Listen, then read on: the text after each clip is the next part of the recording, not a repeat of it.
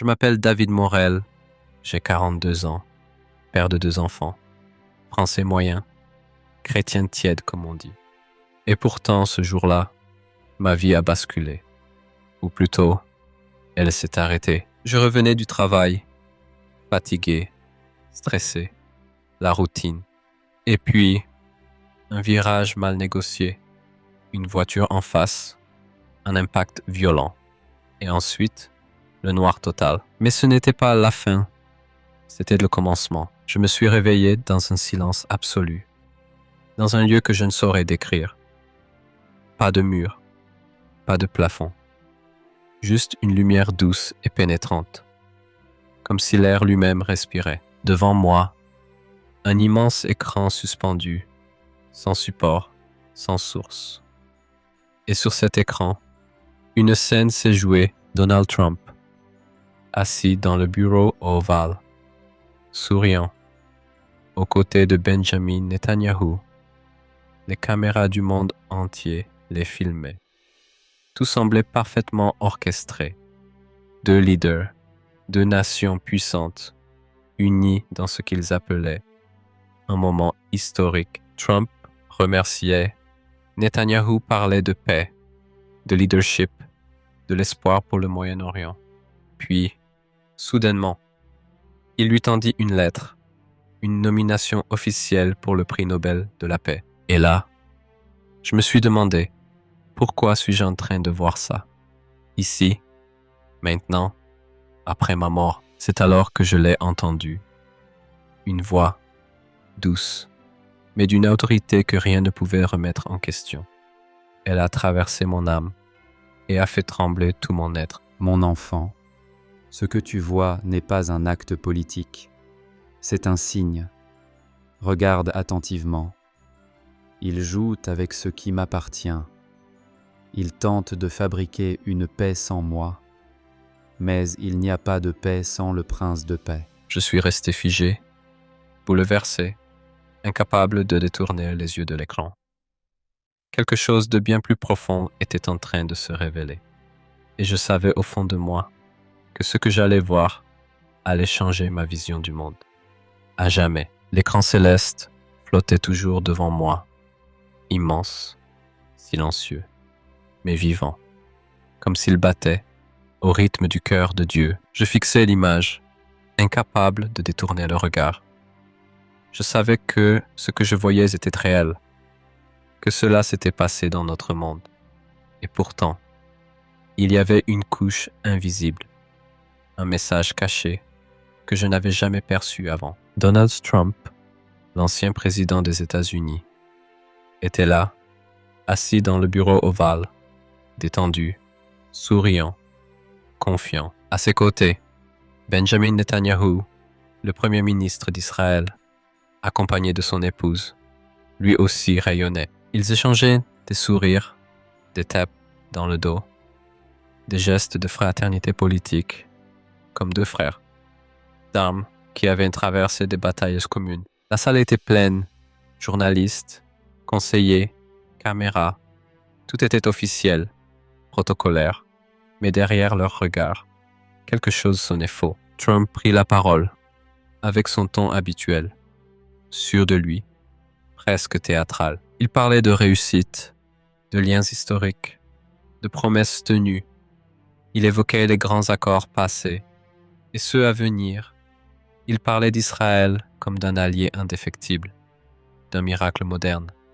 Il saluait le courage de Netanyahou, sa vision, sa force. Puis il y eut un silence, volontaire, pesé. Et c'est alors que Netanyahou se leva, doucement, solennellement. Il remercia Trump et s'adressa à tous, mais surtout à lui. Il parla de justice, de paix, de sécurité. Il cita les accords d'Abraham. Il parla de stabilité dans la région, de progrès, de courage diplomatique. Et soudain, il sortit une lettre. Je pouvais presque entendre le battement de mon propre cœur. Il tendit la lettre à Trump, en déclarant publiquement qu'il l'avait officiellement nominé pour le prix Nobel de la paix. Le public applaudit. Trump sembla surpris, ému, flatté. Mais moi, Là où j'étais, je ressentais autre chose, un froid, une tension, un malaise spirituel. Tout en moi criait, ce n'est pas ce que cela semble être. Les hommes regardent de l'apparence, mais moi je regarde le cœur. Ils célèbrent ce qui flatte, mais moi je juge selon la vérité. Je sentais dans mes entrailles que ce moment, ce geste, n'était pas un simple acte de reconnaissance politique. C'était un symbole, un message codé, adressé au monde invisible. Je vis alors d'autres images défiler, comme des flashs, rapides, violents, précis. Une plage artificielle, construite en images de synthèse. Trump et Netanyahou y marchaient ensemble. Une statue dorée, immense, trônait au centre, posée sur une carte du Moyen-Orient. Je compris qu'il ne s'agissait pas seulement d'honneur, mais de domination, d'appropriation, de pouvoir. Puis l'image revint dans le bureau ovale, et les deux hommes souriaient encore, mais dans l'esprit. Je percevais des accords secrets, des traités dissimulés, des lignes rouges tracées sur des cartes, des territoires divisés, des peuples oubliés, et surtout, je ressentais une étrange urgence, comme un compte à rebours. Quelqu'un murmura dans mon oreille, « 60 jours ». Ils ont signé une paix temporaire, mais ils n'ont pas demandé ma volonté. Ils ont établi une trêve pour mieux préparer le chaos. Je me suis senti pris au piège, car je réalisais que j'avais moi aussi cru au discours, aux images de paix, aux poignées de main, aux cérémonies. Mais dans ce lieu céleste, tout était révélé, mis à nu, ce que le monde appelait diplomatie. Dieu l'appelait illusion. Je vis les visages des dirigeants du monde, applaudissant, souriant, mais dans leurs pensées, je lisais ambition, contrôle, influence. Et derrière eux, des puissances invisibles, sombres, anciennes, des esprits manipulateurs qui se réjouissaient de cette mascarade. Ils préparent un trône pour l'homme de péché, ils ouvrent la voie à celui qui viendra en mon nom, mais qui n'est pas moi. J'étais en état de choc. Tout ce que je croyais être noble semblait corrompu. Ce que je pensais être des victoires pour la paix étaient des étapes vers l'apostasie. Et pourtant, personne ne semblait le voir. Les médias applaudissaient, les églises se taisaient. Les chrétiens partageaient la vidéo, heureux, fiers, émus. Et moi, je comprenais qu'un rideau venait de tomber et que le théâtre était terminé. Il ne restait que la vérité nue. Tu vois maintenant pourquoi je t'ai montré cela. Ce n'est pas une vidéo politique. C'est un signe, une sonnerie d'alarme, car mon retour est proche et le monde n'est pas prêt. Je baissai les yeux, incapable de soutenir son regard. Mais une flamme venait de naître en moi. Je ne pourrais plus jamais regarder les infos comme avant. Je ne pourrais plus jamais croire les mots sans discerner l'esprit qui les porte. Je ne pourrais plus jamais me taire. Car ce jour-là, dans ce lieu d'éternité, j'avais vu ce que beaucoup ne verront jamais et ce que tous doivent pourtant entendre. L'écran s'est mis à vibrer doucement, comme si la réalité elle-même commençait à se fissurer.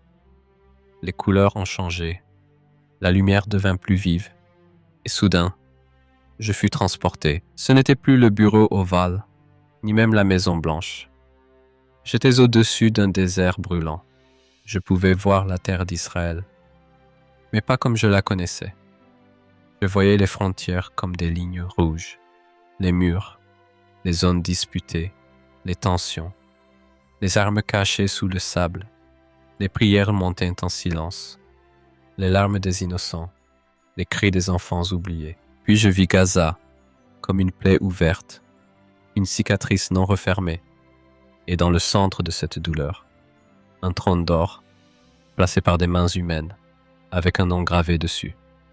Trump. Je restais figé, incapable de bouger. Mon cœur battait comme un tambour. Je comprenais soudain que ce que j'avais vu dans le monde naturel n'était qu'un masque, un théâtre, un leurre. C'est trône, ne pas le mien.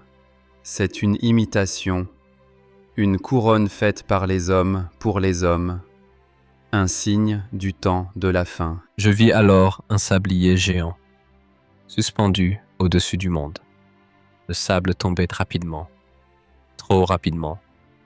Et sur le verre, il était écrit 60 jours. Je compris. Cette paix annoncée, cette alliance médiatisée, n'était pas réelle.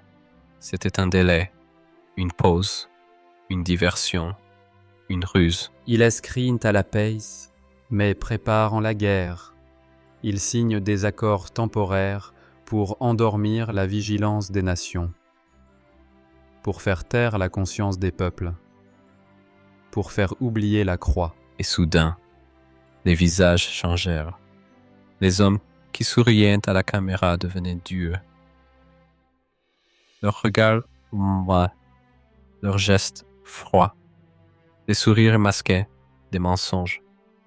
Je voyais des réunions secrètes, des documents scellés, des accords souterrains, tout signés en dehors de la vérité. Je vis des cartes, des plans géopolitiques, des délimitations du monde du temple, comme s'ils voulaient diviser Jérusalem, marchander ce qui est saint, négocier ce qui ne leur appartient pas. Et dans le ciel, j'ai entendu un verset comme un écho ancien. Quand ils diront paix et sécurité, alors une ruine soudaine fondra sur eux. Je vis des foules acclamer, applaudir, célébrer ce qu'ils ne comprenaient pas.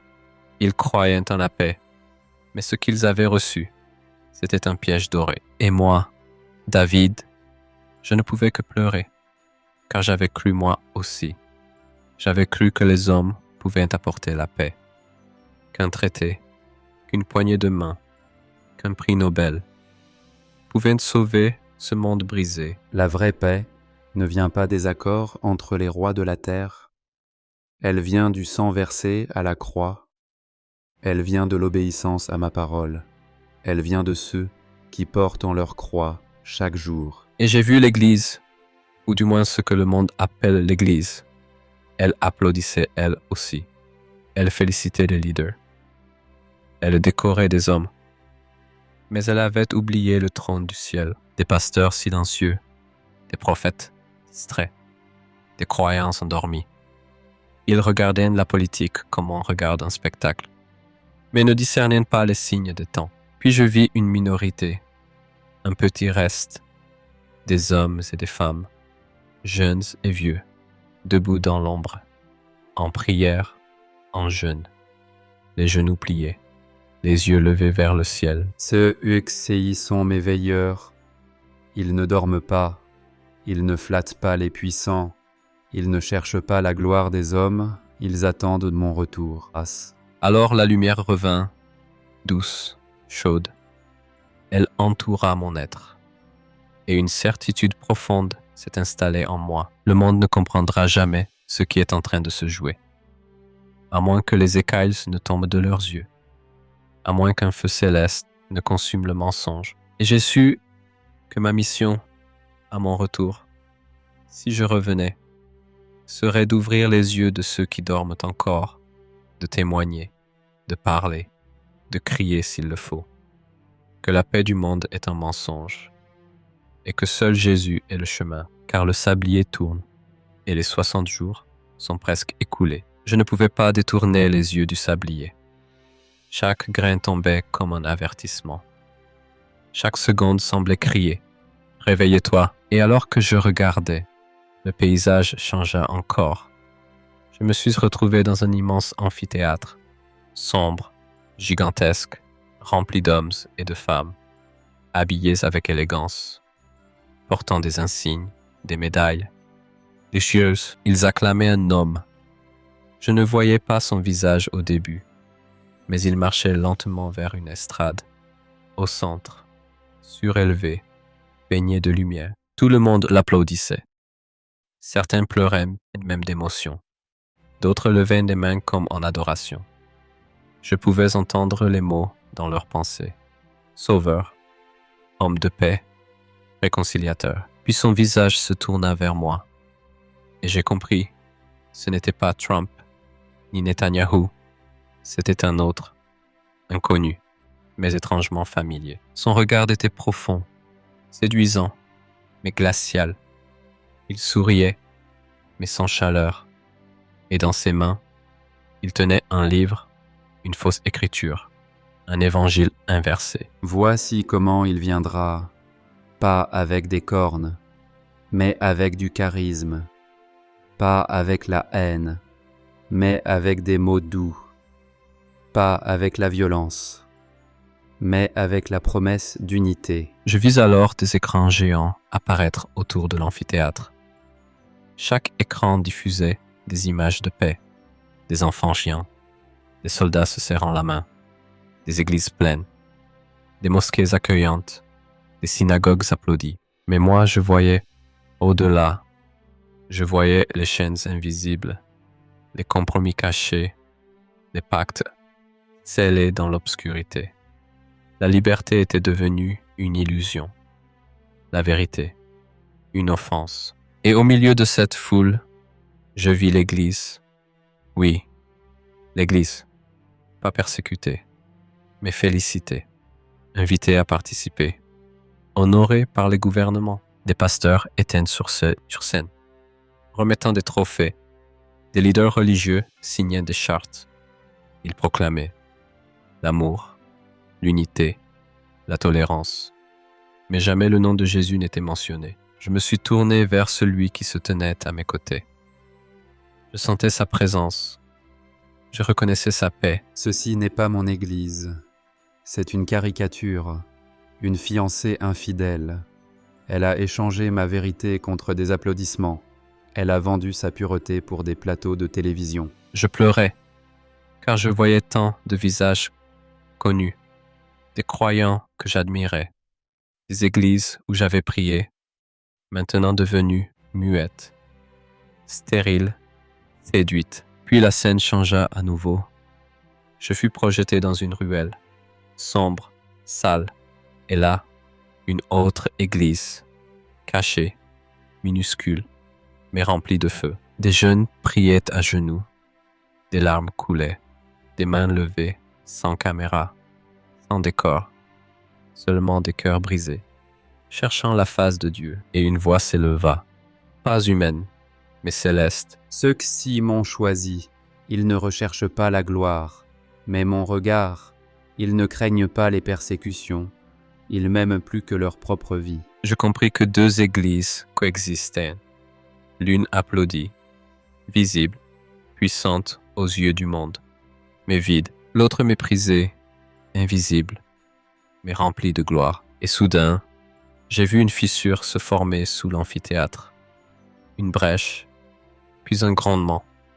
La terre se mit à trembler, et tout s'écroula. Les écrans explosèrent, les statues tombèrent, les titres brûlèrent.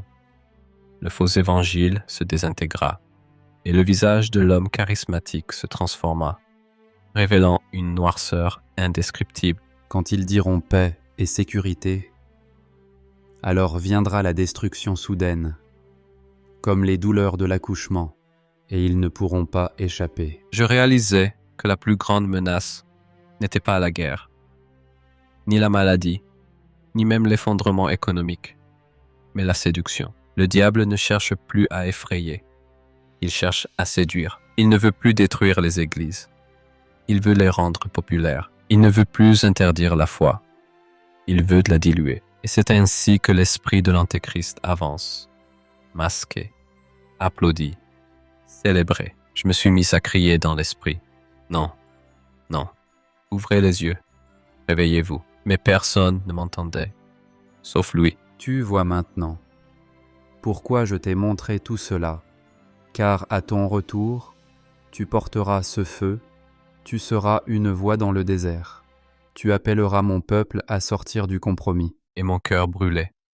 Je ne pouvais plus revenir en arrière. Je ne voulais plus de silence.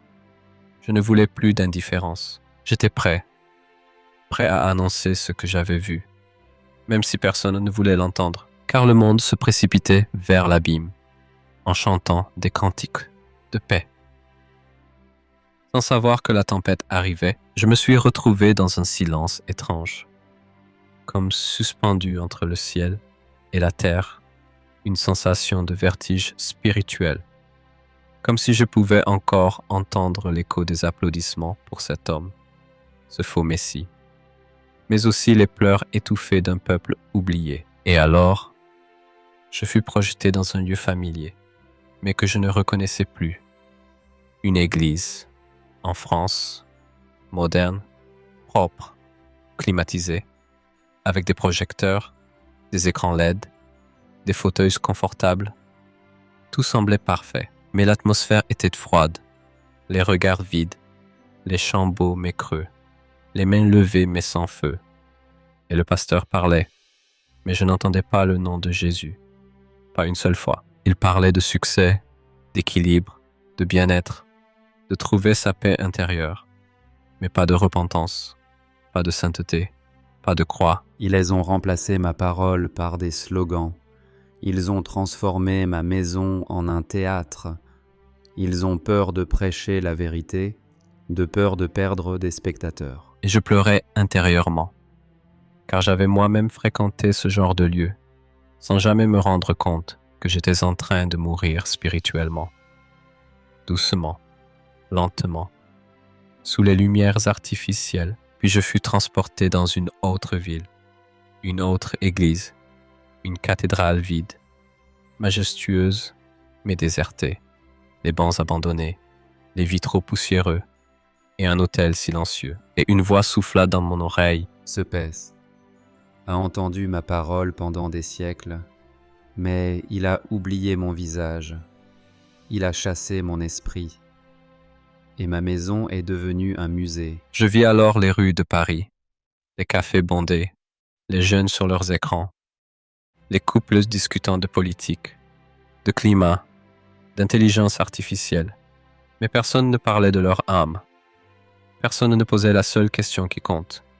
Suis-je prêt à le rencontrer? Et au milieu de cette foule, je vis une croix, seule, ignorée, comme un vestige d'un autre temps, comme un avertissement que plus personne ne lit. Je fus transporté dans les campagnes, dans les montagnes, dans les banlieues, et partout, le même constat, l'église dormait, bercée par la technologie, par le confort, par l'indifférence. Et pourtant, une flamme résistait. Je vis un petit groupe de jeunes dans un sous-sol, en prière, dans une maison simple, sans micro, sans décor, mais avec des cœurs brûlants. Ils priaient pour la France. Ils pleuraient pour les perdus. Ils jeûnaient en silence. Et je sentais le ciel ouvert au-dessus d'eux. Ceux-ci ne sont pas connus des hommes, mais ils sont connus du ciel. Ils ont dit oui, là où d'autres ont douté. Ils ont résisté au sommeil spirituel. Ils m'ont choisi plutôt que le confort. Et j'ai compris que ce petit reste, cette minorité invisible, était la clé. Ils étaient les veilleurs, les sentinelles, ceux qui ne plient pas le genou devant Baal, ceux qui ne cherchent pas les likes, mais la face de Dieu. Je vis des femmes âgées priant pour leurs petits-enfants, des pères redécouvrant la Bible, des adolescents criant dans le secret de leur chambre. Seigneur, utilise-moi. Et j'ai vu les anges les entourer, les fortifier, les équiper. Le réveil ne commencera pas sur les plateaux télé. Il commencera dans les larmes, dans le jeûne, dans la repentance, dans l'obéissance radicale. Je vis alors une carte de la France. Des pointes lumineuses apparaissaient. Ici, une maison en feu spirituel. Là, une salle de prière cachée. Là encore, un groupe qui se levait dans la nuit pour intercéder. Et ces lumières formaient un réseau invisible. Une armée silencieuse, mais puissante, et je compris que Dieu n'avait pas abandonné ce pays. Que le feu était encore là, même faible, mais prêt à s'étendre. Mais il fallait crier, réveiller, dénoncer, sonner de la trompette, car l'ennemi avançait à grands pas, et le sommeil était mortel. Mon Église, réveille-toi. Ce n'est pas l'heure du divertissement, c'est l'heure de la guerre. Ce n'est pas l'heure de bâtir des auditoires, c'est l'heure de préparer des martyrs. Et mon cœur brûlait de douleur, de feu, de mission. Je ne pouvais pas rester silencieux.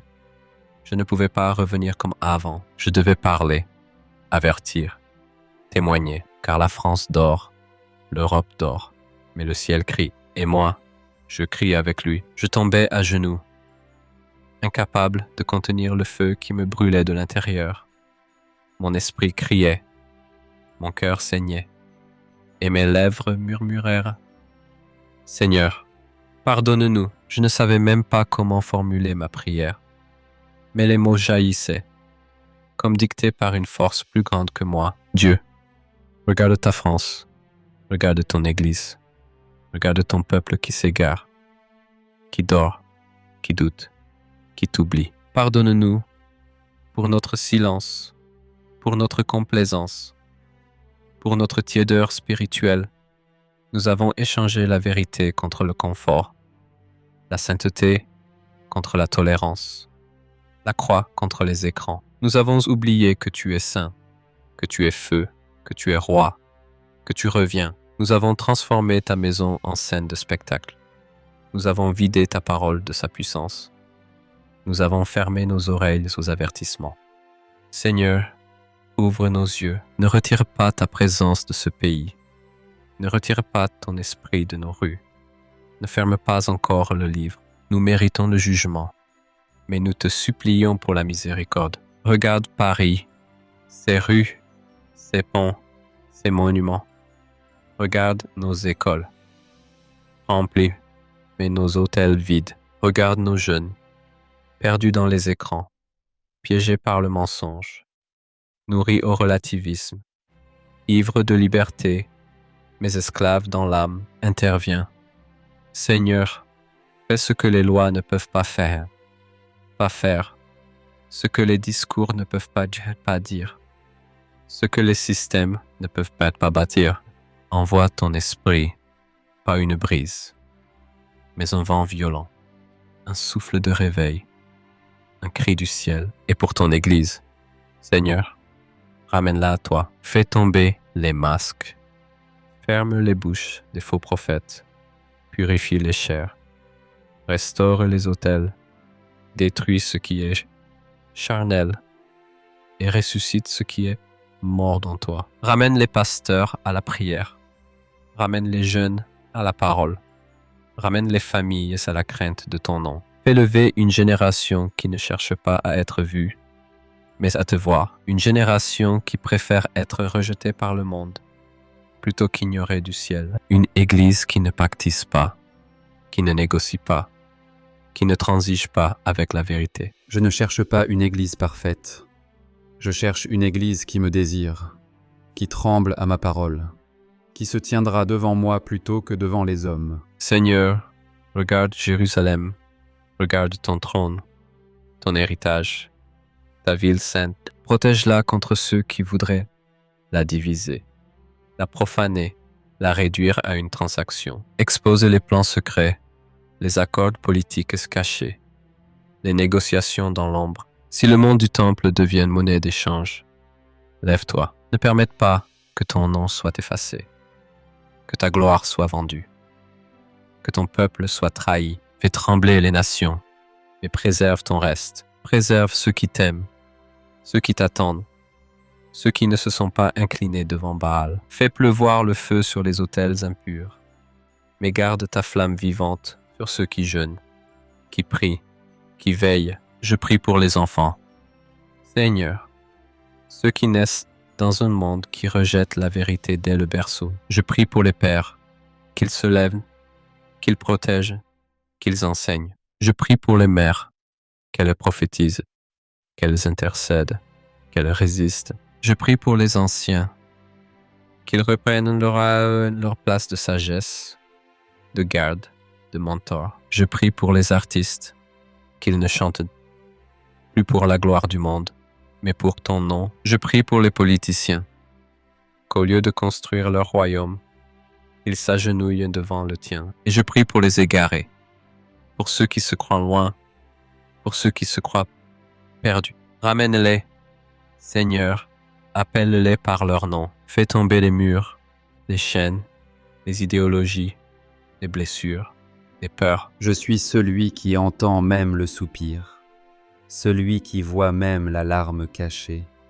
celui qui appelle même le dernier comme le premier. Seigneur, tout ce que je veux, c'est voir ta gloire. Pas dans les salles pleines, mais dans les cœurs brisés. Pas dans les titres, mais dans les transformations. Pas dans les cérémonies, mais dans la présence. Visite la France, une fois encore. Secoue les fondations, les esprits, les structures, les doctrines mortes. Envoie des songes, des visions, des révélations, des avertissements. Fais trembler les orgueilleux et relève les humbles. Fais que ce ne soit pas trop tard. Que cette génération ne meure pas sans avoir vu ta main. Et que moi, si je dois revenir, si je dois parler, si je dois avertir, alors donne-moi le feu. Pas celui des hommes, mais celui du ciel. Le feu qui consume l'orgueil, le feu qui éclaire les ténèbres, le feu qui prépare la voie. Car je sais maintenant que tu viens et je veux être prêt. La lumière ne m'éblouissait pas,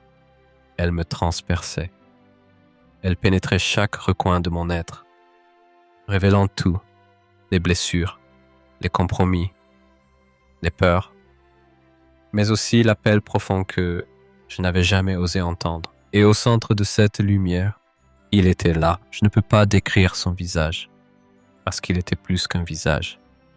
C'était la beauté, la puissance, la sainteté, la paix, la vérité, tout en un seul regard. Je suis tombé à terre, incapable de soutenir sa gloire. Ne crains pas, je suis celui qui t'a créé, celui qui t'a sauvé, celui qui t'a choisi. Je sanglotais. Je ne pouvais plus parler. Je n'étais qu'un souffle, une poussière, mais dans ses yeux, je voyais que j'avais de la valeur, que j'étais aimé, que j'étais attendu. Il m'a relevé doucement et m'a conduit sur une haute montagne, d'où je pouvais voir le monde entier. Je voyais les continents, les océans, les villes, les déserts. Je voyais les systèmes des hommes, les gouvernements, les alliances, les marchés, les religions, les guerres, les prix Nobel, les statues, les couronnes, les bâtiments de verre, les temples de vanité. Et il m'a dit, « Regarde bien, tout cela sera ébranlé. Tout ce qui est bâti sans moi s'écroulera. Tout ce qui exalte l'homme tombera. » Et soudain, j'ai vu le monde trembler, les bourses s'effondrer, les palais vaciller, les empires s'écrouler, les faux prophètes réduits au silence, les grandes villes dans la panique, les nations cherchant des réponses sans savoir où les trouver. Mais dans les ruines, une lumière demeurait, stable, inébranlable, indestructible, un trône fait non d'or, ni de pierre précieuse, mais de lumière vivante, et sur ce trône, lui. Mon royaume ne peut être ébranlé. Mon règne ne dépend pas des votes, ni des traités, ni des décorations humaines. Je suis roi par droit divin, par sang, par vérité. Et j'ai compris, profondément, radicalement, que tout ce que les hommes construisent était temporaire, fragile, illusoire. Les héros changent, les rois meurent, les empires s'effondrent, mais lui, il règne. Il ne cherche pas à être élu. Il est déjà proclamé. Il ne cherche pas d'applaudissements. Il cherche des cœurs obéissants. Il ne veut pas de statues. Il veut une église vivante. Mon retour est proche, et ce n'est pas un conte, ni une parabole. C'est une réalité qui approche comme l'éclair. Je vis alors une église glorieuse, vêtue de blanc, sans rides, ni taches, une épouse prête, les lampes allumées, les cœurs brûlants, les yeux fixés sur lui. Et à côté, une autre église, confuse, mondaine, distraite, surprise par la venue du roi, trop occupée à bâtir ses propres royaumes. Et il m'a regardé, profondément, personnellement. Mon enfant, tu ne peux plus te taire. Tu as vu, tu as entendu, tu portes ma parole. Parle avec feu, parle même si on te rejette, même si on te ridiculise, même si on te persécute. Je me suis senti rempli d'une force que je n'avais jamais connue. Une détermination qui dépassait mes limites. Une paix qui défiait toute logique. Je savais maintenant que ma vie n'avait pas été pour rien. Que mes erreurs, mes silences, mes tiédeurs pouvaient être lavés, restaurés, rachetés. Car celui qui règne ne rejette pas. Il transforme. Celui qui juge purifie. Celui qui revient aime encore. Et j'ai crié, oui, Seigneur, oui, je veux vivre pour toi. Je veux avertir. Je veux allumer d'autres feux, même si je ne suis qu'un homme ordinaire, même si je n'ai pas de diplôme, même si je n'ai pas de plateforme. Je te donne tout, ma bouche, mon souffle, mes jours, mes nuits, car je sais maintenant une chose, une seule, tu es le roi, tu es le seul sauveur, et tout genou fléchira devant toi, volontairement ou non. Alors prépare-toi, car le temps de la moisson vient, et tu seras là, au milieu de ceux qui crient « Viens Seigneur Jésus ». Et à cet instant, tout est devenu lumière, et j'ai su que j'allais revenir sur la terre avec un message, avec une mission, avec une urgence, car le roi arrive et rien ne pourra l'arrêter. Si tu as ressenti ce que j'ai vécu, si ton cœur a tremblé en entendant ces révélations, alors ne garde pas le silence. Ce message n'est pas une histoire, c'est un appel du ciel. Nous vivons les derniers instants, et l'heure n'est plus au confort, mais à la vérité. Jésus revient, et tout ce qui n'est pas enraciné en lui sera ébranlé. Alors si tu veux faire partie de ce petit reste fidèle, si tu veux porter la lumière dans les ténèbres, commence ici et maintenant. Écris en commentaire. Je suis prêt. Abonne-toi à cette chaîne. Partage cette vidéo à ceux que tu aimes, car le temps est court et chaque âme compte.